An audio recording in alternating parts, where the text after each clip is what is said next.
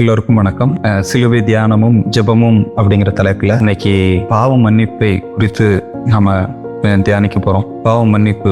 இயேசு வந்து கல்வாரி சிலுவைக்கு போறதுக்கு முன்னாடி தன்னுடைய லாஸ்ட் சப்பர் அப்படின்னு சொல்லுவாங்க, அதாவது கடைசி ராபோஜனம், தன்னுடைய சீஷர்களோட சேர்ந்து கடைசியா ஒரு ராபோஜனம் எடுக்கிறாரு. அந்த டைம்ல அவர் சொல்றதை பார்ப்போம். மத்தேயு 26 அதிகாரம் 26 28 வசனம் வரைக்கும். அவர்கள் போஜனம் பண்ணுகையில் இயேசு அப்பத்தை எடுத்து ஆசீர்வதித்து அதை பிட்டு சீஷர்களுக்கு கொடுத்து, நீங்கள் வாங்கி புசியுங்கள், இது என்னுடைய சரீரமாய் இருக்கிறது. பின்பு பாத்திரத்தையும் எடுத்து ஸ்தோத்திரம் பண்ணி அவர்களுக்கு கொடுத்து, நீங்கள் எல்லோரும் இதிலே பானம் பண்ணுங்கள், இது பாவ மன்னிப்பு உண்டாகும்படி அநேகருக்காக சிந்தப்படுகிற புது உடன்படிக்கைக்குரிய என்னுடைய இரத்தமாய் இருக்கிறது. இயேசு தன்னையே நாம் எல்லாருக்காகவும் ஒப்பு கொடுக்கிறார். தன்னுடைய சரீரத்தையும் இரத்தத்தையும் நமக்காக தந்தார்.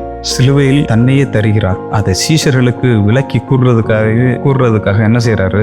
அப்பத்தை எடுத்து அதை ஸ்தோத்திரம் பண்றாரு. ஸ்தோத்திரம் பண்ணி எல்லாத்துக்கும் கொடுத்து என்ன சொல்றாரு? இது என்னுடைய சரீரமாய் இருக்கிறது என்றார். அப்படியே அவர் ரசத்தை எடுத்து என்ன சொல்றாரு? இது என்னுடைய இந்த ரத்தம் பாவ மன்னிப்பு உண்டாகும்படி அநேகருக்காக சிந்தப்படுகிற புது உடன்படிக்கைக்குரிய என்னுடைய இரத்தமாய் இருக்கிறது அப்படின்றார். எபிரேயர் 9 அதிகாரம் 22 வசனத்தில் எப்படி சொல்லுது பாருங்க. நியாயப்பிரமாணத்தின்படி கொஞ்சம் குறைய எல்லாம் ரத்தத்தினாலே சுத்திகரிக்கப்படும், ரத்தம் சிந்துதல் இல்லாமல் பாவ மன்னிப்பு உண்டாகாது. பாவ மன்னிப்பு பாருங்க ரொம்ப காஸ்ட்லி. ஏன்னா அதுக்கு ஒரு விலைக்கரையும் செலுத்தப்பட வேண்டும், ரத்தம் சிந்தப்பட வேண்டும், அது மாசற்ற ரத்தமாக இருக்க வேண்டும், அது பாவம் இல்லாத ஒரு ரத்தமாக இருக்க வேண்டும். இந்த பூமியில அப்படி யாருமே கிடையாது. ஒருவருடைய பாவங்கள் மன்னிக்கப்படணும், பிதாவாகிய தேவனிடத்தில் மன்னிப்பு உண்டாகணும் அப்படின்னு சொன்னா வேற யாரும் இந்த மாதிரி ஒரு ரத்தத்தை உடைய ஒரு மனுஷன் இந்த பூமியில இல்லை. அதனாலதான் பாருங்க, அந்த தேவனே தன்னுடைய குமாரனை இந்த பூமியிலே மனுஷ சாயலாக அந்த பூமிக்கு அனுப்பினார். இயேசு பாவம் இல்லாதவராக பிறந்தார், கன்னியின் வயிற்றில் பிறந்தார், பாவம் இல்லாதவராக வாழ்ந்தார். யோவான் அவரை பார்த்து சொல்றது பாருங்க, இதோ தேவ ஆட்டுக்குட்டி அப்படின்றார். தேவ உலகின் பாவத்தை சுமந்து தீர்க்கும் தேவ ஆட்டுக்குட்டி அப்படின்றார்.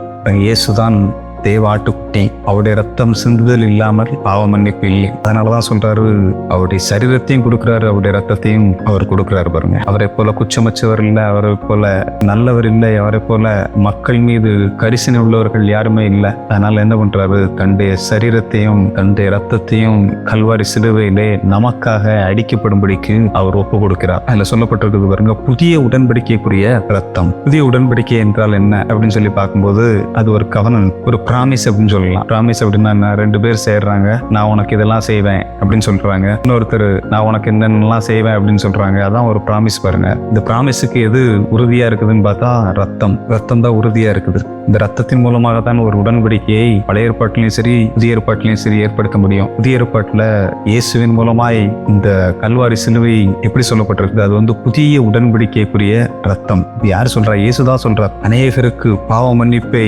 உண்டாக்கும்படியான ஒரு புதிய உடன்படிக்கைக்குரிய ரத்தம் பாருங்க. இந்த ரத்தம் வந்து என்ன பண்ணுது அப்படின்னு சொன்னா, இதுல இயேசு என்ன ப்ராமிஸ் பண்றாரு? இந்த ரத்தத்தை விசுவாசிக்கிறவர்களுக்கு பாவ மன்னிப்பு உண்டு. நான் இயேசுக்கு என்ன கொடுக்க முடியும்? மனிதர்களாகிய நாம் இயேசுக்கு என்ன கொடுக்க முடியும்? நம்மகிட்ட என்ன இருக்குது? நம்மகிட்ட கொடுக்கறதுக்கு ஒண்ணுமே இல்லை பாருங்க. நம்மகிட்ட பாவம் இருக்குது, நம்மகிட்ட அக்கிரமம் இருக்குது, நம்மகிட்ட முரட்டாட்டம் இருக்குது, நம்மகிட்ட வந்து என்ன இருக்குது? தேவனுக்கு கீழ்ப்படியாம இருக்குது.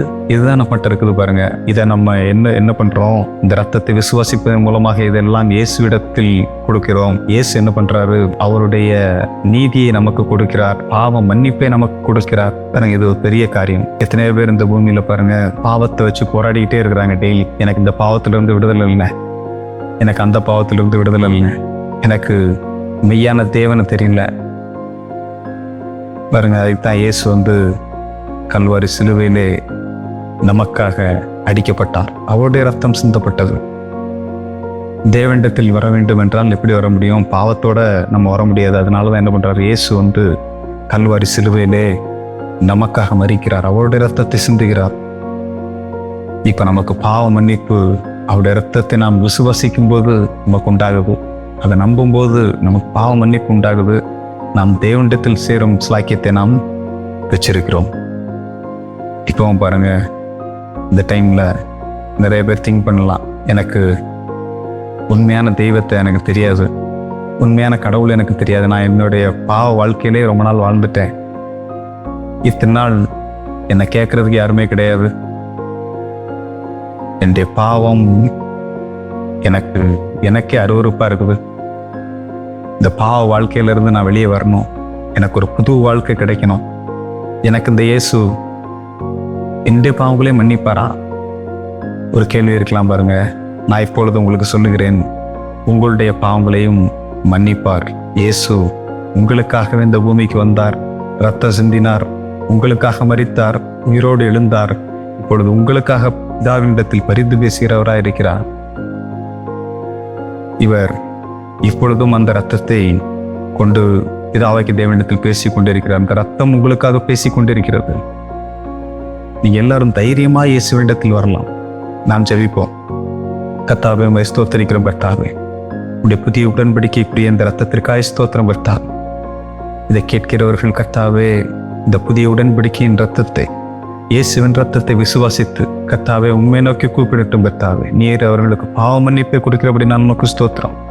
நீர் உம்முடைய நீதியை கொடுக்கிறபடி நான் உமக்கு ஸ்தோத்திரம். கர்த்தாவே, இதன் மூலமாய் அவர்கள் ஆண்டவரே தேவனை அறிந்து கொள்ளட்டும், மெய்யான தேவனை அறிந்து கொள்ளட்டும். கர்த்தாவே, ஸ்தோத்திரம். அவர்களே நீர் ஆண்டவரே ஒவ்வொருவரையும் பேர் பேராக நீர் ஆசீர்வதிப்பீராக. Thank you Jesus. ஓ ஸ்தோத்திரம் ஆண்டவரே, அவர்களுக்கு ஒரு புது வாழ்வை கொடுப்பீராக. Thank you lord. இதை கேட்டுக்கொண்டிருக்கிற எல்லாரும் கர்த்தாவே பாவத்திலிருந்து விடுதலை அடையட்டும். ஓ ஸ்தோத்திரம் கர்த்தாவே. Thank you Jesus. ஓ ஸ்தோத்திரம். நீரே பொறுப்படுத்திக் கொள்ளும், ஆசீர்வதியும். இயேசுவின் நாமத்தில் ஜெபிக்கிறோம் பிதாவே.